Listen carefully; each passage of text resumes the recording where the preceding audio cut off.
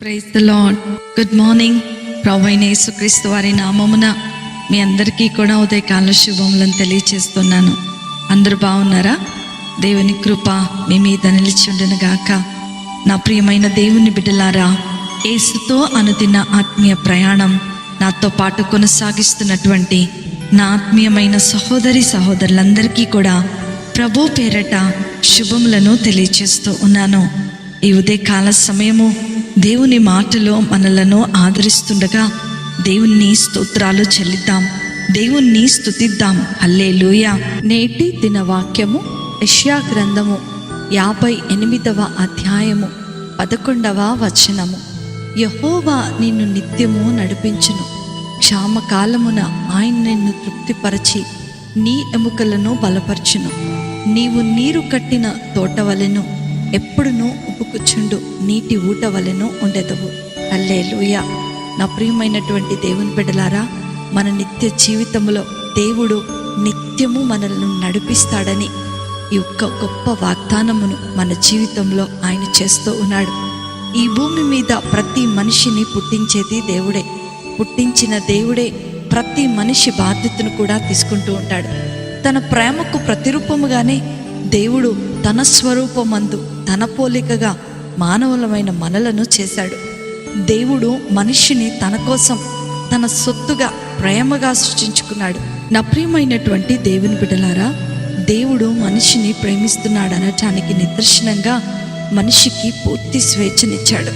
మానవుని సృజించింది నేనే కదా, ఆ మానవుడు నాకు లోబడి ఉండాలి, నా మాట వినాలి, నా మాట జవదాడి ఉండకూడదు అని ఎప్పుడు కూడా దేవుడు కోరుకోలేదు. కానీ దేవుడు తనకిచ్చినటువంటి స్వేచ్ఛను మాత్రం మానవుడు ఎప్పుడు కూడా దుర్వినియోగం చేస్తూనే ఉంటాడు. దేవుని మాటలకు లోబడకుండా తన ఇష్ట ప్రకారం చేసి దేవుని ప్రేమను తృణీకరించి దేవుణ్ణి ఎదిరించేస్తూ ఉంటాం.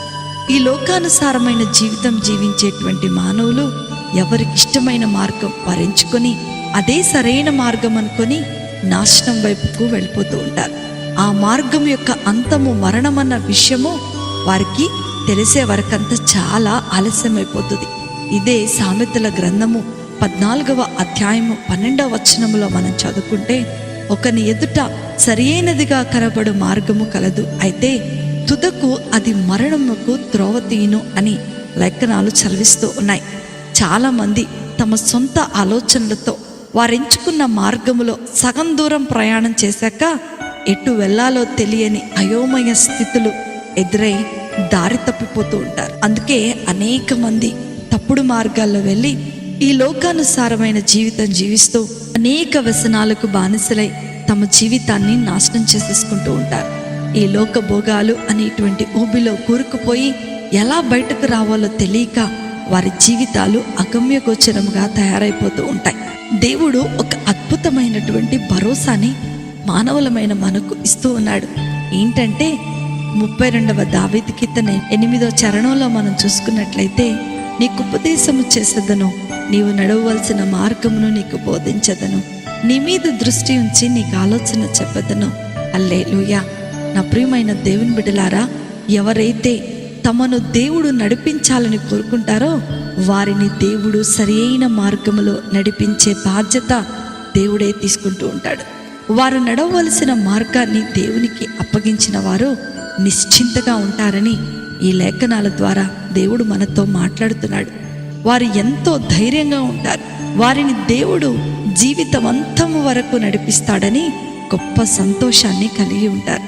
కనుకనే నా ప్రియమైన దేవుని బిడ్డలారా, దేవుణ్ణి నీ జీవితంలోనికి ఆహ్వానిస్తే ఆయన నిన్ను తృప్తిపరిచి నీ ఎముకలను బలపరుస్తాడు. శాంతికరమైన జలముల యొద్ద నిన్ను నడిపింపచేసి సమృద్ధి అయిన జీవితముతో నిన్ను నిత్యము నడిపించటానికి ఎల్లప్పుడూ ఆయన సిద్ధంగా ఉంటాడు. దేవుడు నిన్ను నిత్యము నడిపించాలని నీవు కోరుకున్నట్లయితే ఆయనను నీ జీవితంలోనికి నేడే ఈ ఉదయమునే ఆహ్వానించు. గొప్ప దీవెనలు, గొప్ప ఆశీర్వాదములు నీ జీవితంలో నీవు చూడబోతున్నావు. అట్టి కృపా, ధన్యత, ఆశీర్వాదము వాక్యం వింటున్న దేవుని పిల్లలైన మీ అందరికీ అనుగ్రహించబడును గాక. ఆమేన్. ప్రార్థన చేసుకుందామా? మమ్మలను మిక్కిలిగా ప్రేమించిన మా ప్రియ పరలోకపు తండ్రి, మీకున్నతమైన ఘనమైన నామమును బట్టి మీకు వందనాలు. ఈ ఉదయకాల సమయంలో మీరు మాకు దయచేసిన స్వేచ్ఛను మేము దుర్వినియోగం చేసుకోనకుండా మీకు లోబడి ఉండినట్టు శక్తిని దయచేయండి. ఈ లోకములో మేము జీవించినంత కాలము మీరే మమ్ములను నడిపించమని మిమ్మలను వేడుకుంటున్నాం. ఈ ఉదయకాల సమయంలో మేము తీసుకున్న ప్రతి నిర్ణయము మా జీవితాలలో స్థిరపరచబడినట్లుగా మీరు సహాయము దయచేయమని నజరేయుడైన యేసుక్రీస్తును శక్తి కలిగిన నామములో అడిగి వేడుకొనిచున్నాను తండ్రి. ఆమేన్, ఆమేన్, ఆమేన్. ప్రభు మిమ్మలను మీ కుటుంబాలను దీవించునుగాక. ప్రేమతో మీ సహోదరి శిల్ప జోసఫ్.